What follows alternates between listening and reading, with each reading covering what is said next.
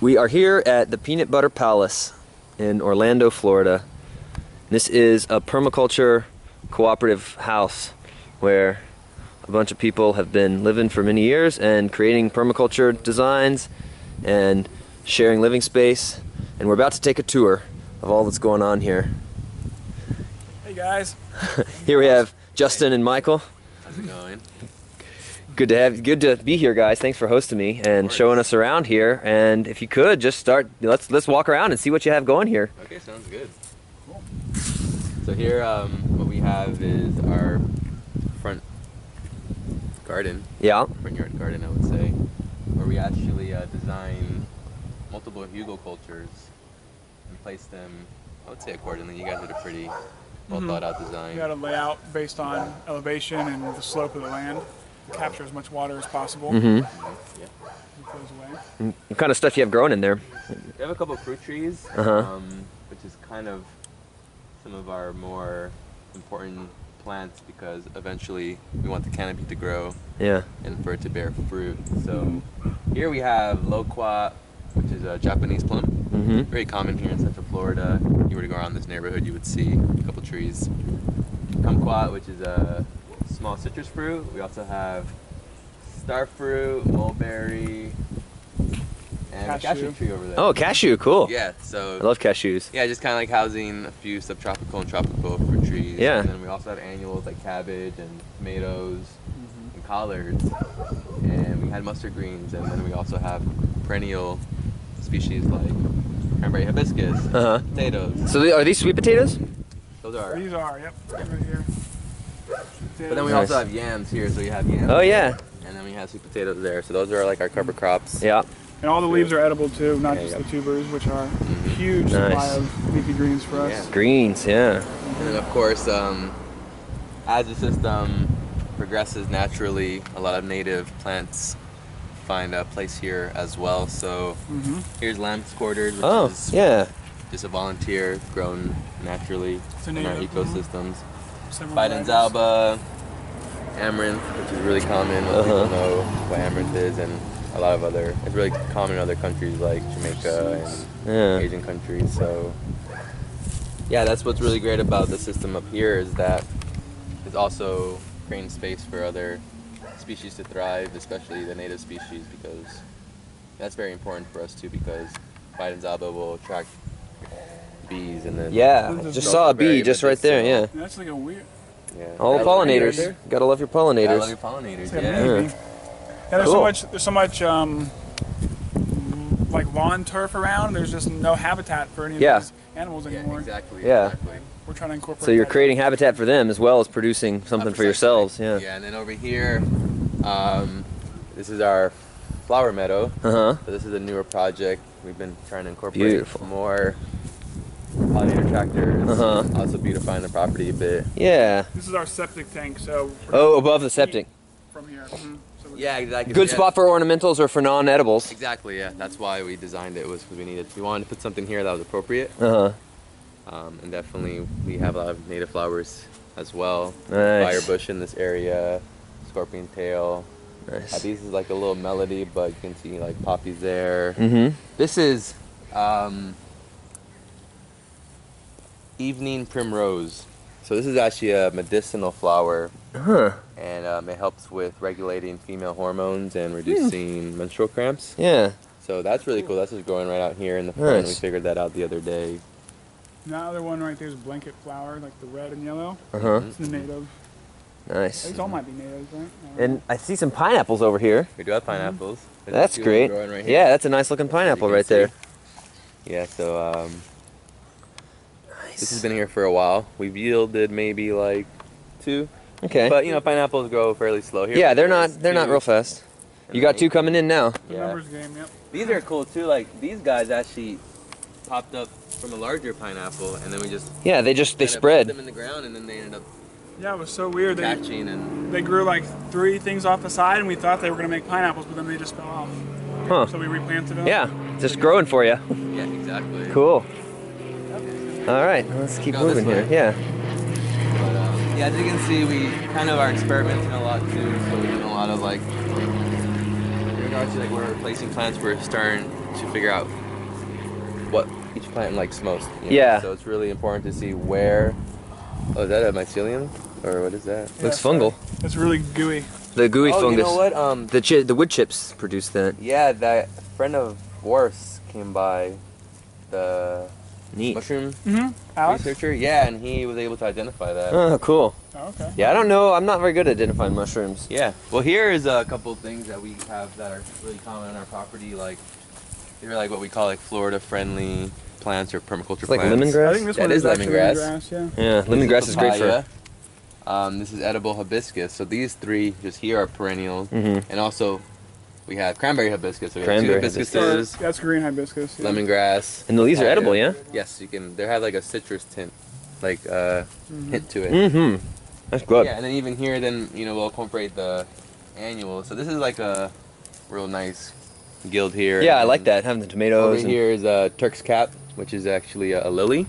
Really? Yeah, so those flowers are also edible. Then Cool. It also provides sugars for the ants, so the ants Nice. farm a lot of those things as Nice. well. I'm stepping on soft. Yeah, and then this is spider's warts. This is also like a native, naturally occurring plant species Okay. that you can eat. It's edible. It's really good, actually. Is this the one you said is like asparagus? Mm-hmm. Okay, cool. Yeah. I've never had that. And here we have a little natural pond or makeshift pond where Yeah. we're cultivating duckweed. Mm-hmm. So We feed that to our fish in the aquaponic system. Nice. Anyway, so we're got supplementing some good food. Oh, yeah, sugar yucca. cane, and chaya has a windbreak. I love chaya. Yeah. Nice. This is Dark greens. Strawberry guava. Also potatoes on the floor. Mhm. So still just kind of going with yielding a lot of cover crops, Uh-huh. incorporating fruit trees. And then here's our aquaponic system. Mike's actually behind this, so if you have any questions, we can answer them for you. Oh yeah, I'll just give a little. Yeah, tell rundown. us about it.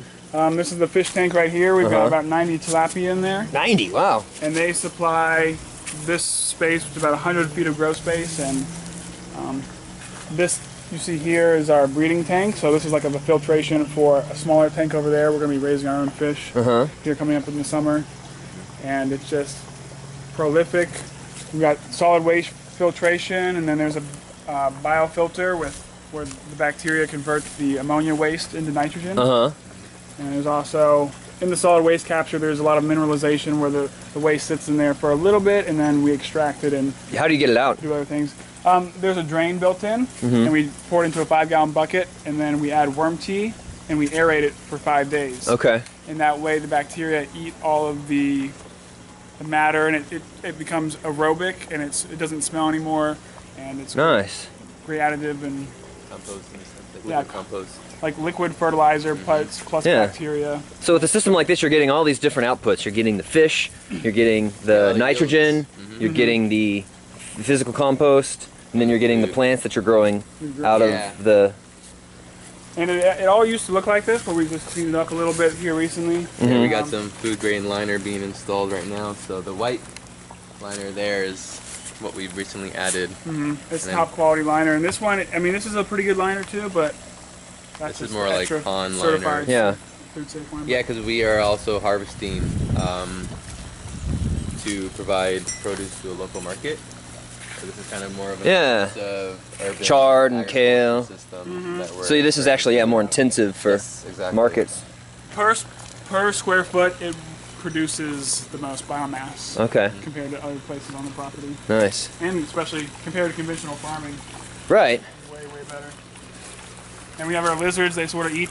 we I have love some all the more lizards. lizards. Yeah, they just take care of the bugs for us. We don't really have too many bug problems. Shoo, not with all those lizards and frogs. Yeah. There's actually fish in the bottom here that are taking care of snails and nematodes that live in the Uh-huh, water. yeah, So we've got sort of that biological pest control on all levels. great. Yeah. And here is kind of where we're doing some food forestry, where we're working with different layers of what's known to be food forestry or permaculture. Yeah. Food forestry would fall under permaculture, but Yeah, it's like layering and yeah, a lot of layering, a lot of incorporating of pioneer plants like papaya, Yeah. and moringa. What do they call it? The succession, key. where you Yeah, like you develop canopy. accumulators, Or developing a comfrey. canopy. Oh yeah, Yeah. comfrey's good. Everyone, that's so easy. Like Yeah, comfrey will just take off. just putting it Yeah, on. so again, just like creating a lot of, friendly guilds that work well together. Yeah. But then we're also incorporating a lot of fruit trees. Like here, this little guy is Java de Caba. Oh, the Java de Caba. That's the one we had last night. Yeah, that's a baby Java de Caba. So, if y'all have never heard of Java de Caba, it's a Brazilian grape. It's like a grape, except the flavor is so rich and different and so strong. My reaction to it is it just tasted more nutritious. It tastes like dense nutrition. And I think it is, because it's more of a wild, less cultivated variety. Exactly. Absolutely, yeah. So that's cool. Yeah.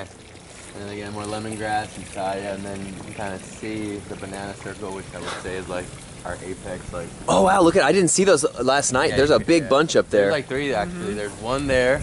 Yeah, this is To my right, there's one in the middle, and then there's one over to the left. Oh yeah. Yeah. And then, but still, like, this is a neem tree here. I know that Neem most oil? people Yep. recognize neem oil, so it's Cool. from neem tree. Yeah. This is a newer plant, but still got some annuals here, so we're still messing with The peppers. annual growth. A lot of tomatoes behind here, trellised. There's Everglades tomatoes here, which is actually native. Mm-hmm. And then these are some fruit trees too. This is common guava.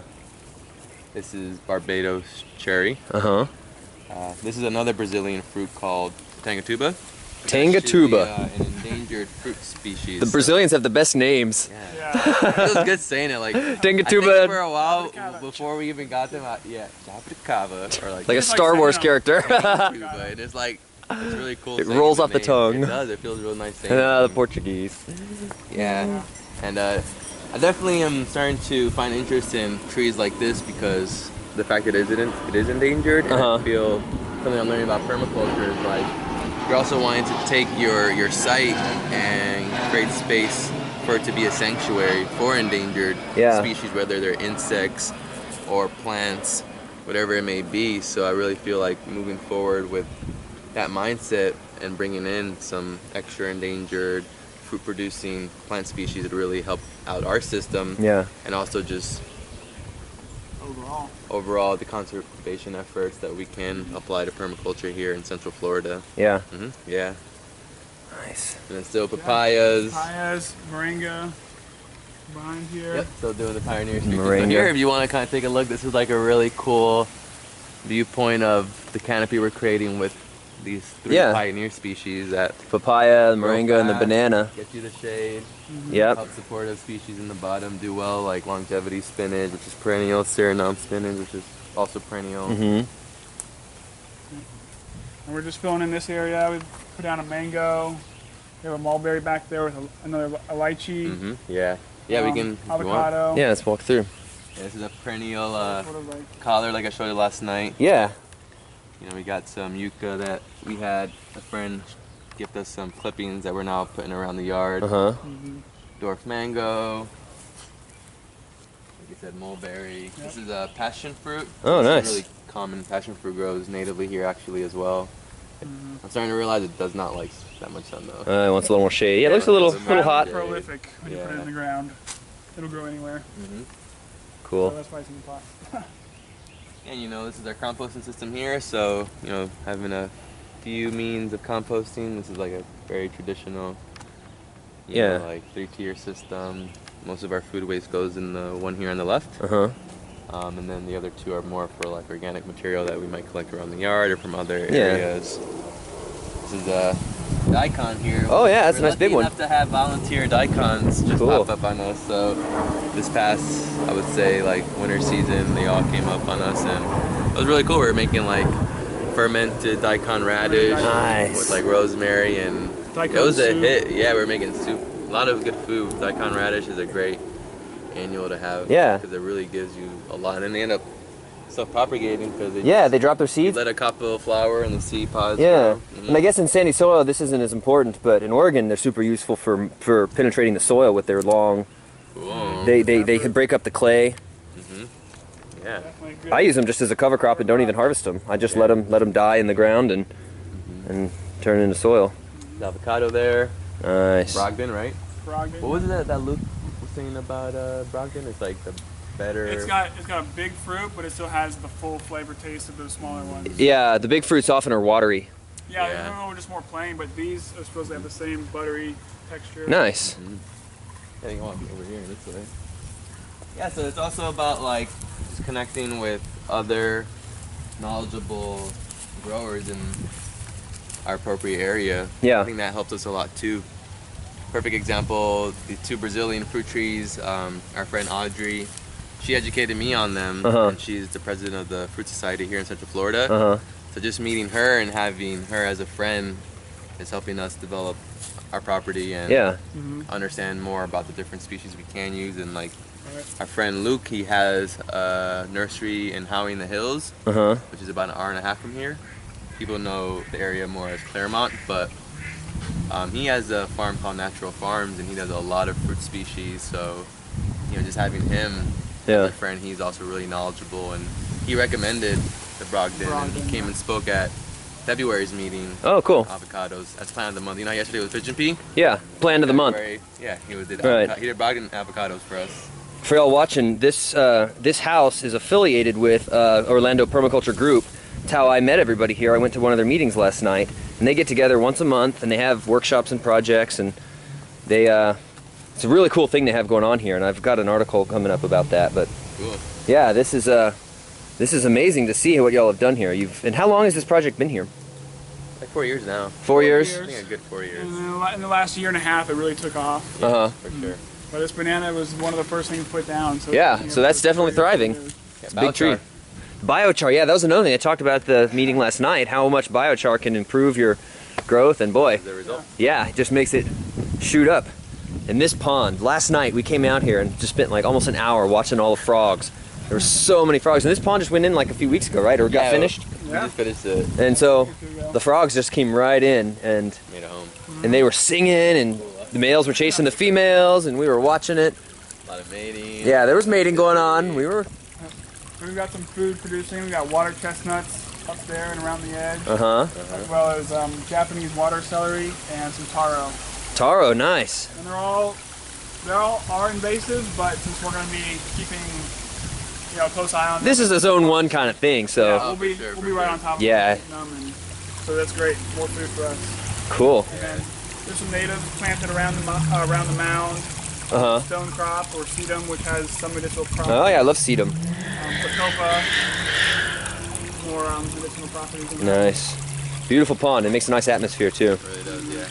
Really pretty. Yep. Very nice. Alright, Go this way? A few more things to see, yeah. More beds. And I'd love to for you to show us also we looked at it earlier, the soldier fly. Yeah, you want to walk over there real quick? Yeah, we can. Yeah, wherever you want. Okay. This is your project, yeah? Yeah, the composting is something I've been pretty interested in, just because we have a lot of sandy soil here. So yeah, it's pretty important. Soil it's really important. And we started out with some worm bins. I guess we can start here. These are really functional. I mean, just see if we can get some good worms. Wow, that actually looks very nice. Nice soil. Literally. Yeah, the soil is right really there, good. Okay, this one was the one that was. Yeah, we saw some in here earlier today. Bumping over here. The wrigglers. Oh yeah, look at those. There you go. Happy worms. So They're like, ooh. that's great. It produces a great bacteria-rich worm tea. Lots of nutrients in there, and worm eggs. So every time you dump that on your soil, you're inoculating it with More worms will grow. so many different things. That's so nice. So then the next step was to check out black soldier flies, which compost material 4 times faster than worms. So in 12 hours, they'll eat their body weight. And I got this off of YouTube, this little design. And when they become mature enough, they go through like a metamorphosis where their feeding tube becomes more of a walking stick. And they can crawl up this ramp and they self-harvest into a bucket. So you don't even have to pull them out of there. They just, when they're big enough, they come out on their own. Yep, they walk out, and some of them we let them go so they can make more flies and reproduce, and some of them we'll go to the fish in the aquaponics. Yeah, you feed your fish. feed the fish that way. Nice. Super high in protein, calcium, phosphorus, Uh-huh. potassium, all sorts of things that you don't necessarily get in high quantities from plant matter. Yeah. So, I mean, Tying it all together. And they're also native, yeah. they're native So, all around the naturally world. occurring. Yeah. They eat everything. Worms will eat green matter. They eat fruit, they eat sugars, they eat breads, they eat meats, they eat oils, you know, Everything. whatever, man. You can put human manure in there and they'd eat it. Put your garbage in here and get high quality feed out of it. Exactly. Yeah, And they compost. It's crazy because with worms they convert most of the matter into soil. Uh-huh. With this, it's 80% of that mass that goes in comes out as insect.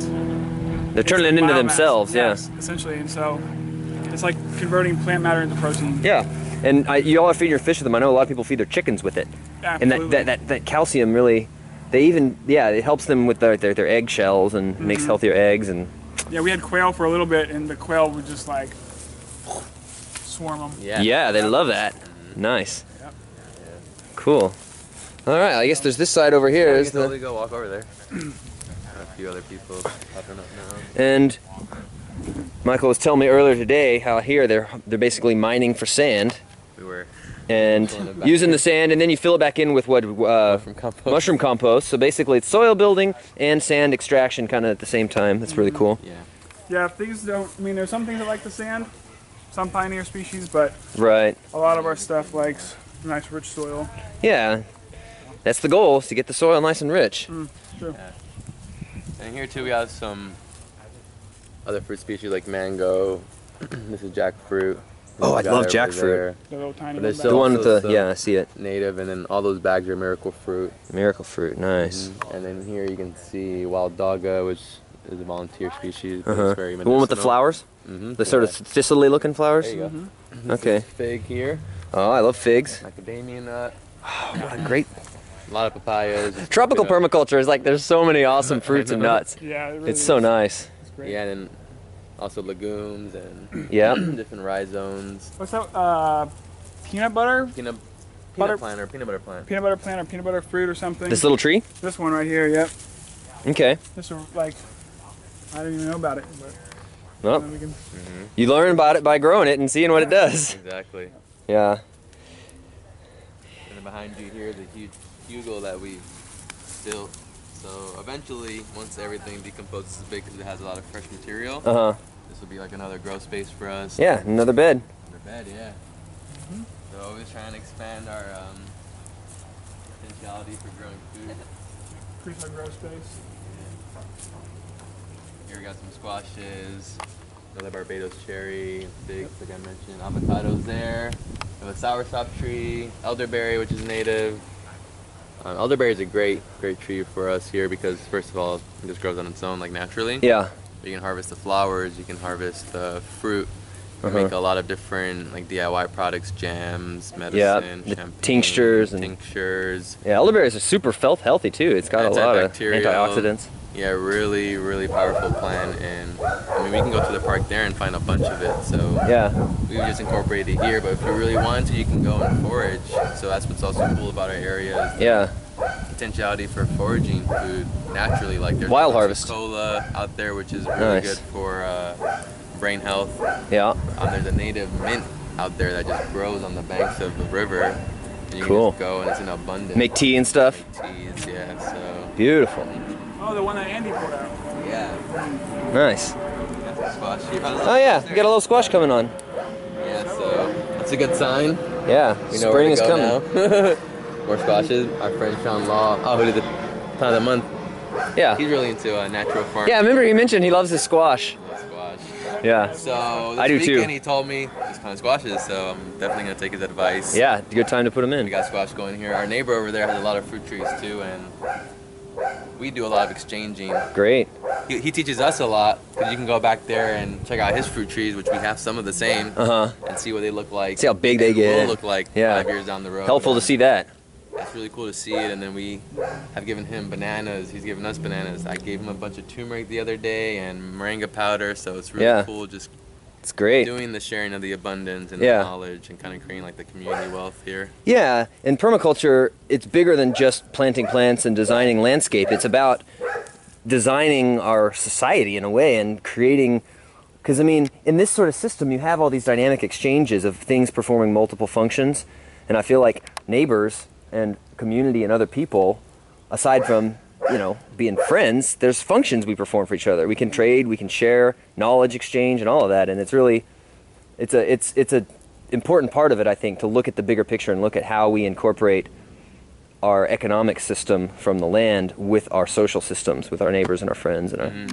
Definitely enriches both parties' lives. Yeah, absolutely. Yeah. Net gain. And here we actually pulled like 30 pounds of potato out of the Oh, wow. city, which is awesome. We've never done that before. Are they sweet potatoes? They were purple sweet potatoes. Purple? Oh, that's my favorite kind. Yeah, I love the super purple cool, ones. man. So good, yep. This is the pigeon pea. Oh, you do have a pigeon pea. Cool. Yeah, so Yeah, this was plant of the month for this month, I guess, at last night's meeting. And these things, apparently, this thing will get real big and produce tons of them, yeah? And they're just like a how bean. He had us mention all the different functions. I was Yeah. like, wow, this is a really great plant, you know. A nitrogen fixer. Flowers are great for bees and it just Pretty looks flowers. Real pretty. Sandy soil A lot of doesn't food. nutrient accumulator because of its taproot. It's so big. Oh, yeah, deep taproot. That's, Soil aeration. yep. Yeah. Very nice. Yeah, it's mostly most of the Key lime. food growing area. Yeah, well, you guys have definitely got a really cool thing going here and lots of abundance. Yeah. And so for people who don't really know a lot about permaculture or what it is, this is an example of what it can look like. You can take a this is a suburban lot. It's about, what'd you say, half an acre? Maybe a quarter. A quarter acre. Yeah. Okay, so between quarter and half an acre, and you have dozens, if not hundreds of varieties of useful plants. And just, yeah, it's just the idea that we typically have lawns, right? That's what most people have. And what do you have to do with a lawn? You have to fertilize it, you have to cut it, you have to spray it for weeds, and it's just like a cost. And instead of having a lawn that's an expense, you can have a lawn that's it pays you. And Pays you in food. you don't need to micromanage this. It sort of does its own Yeah, it thing. works on its own. Very cool. Pioneer species, just add to it. Yeah. Anything that comes up. Yeah. Well, y'all, thanks for showing me around, and yeah, we'll move on to another section here. I guess I want to talk about the house next, but I'm going to start over for that. So, Okay, sounds good. cool.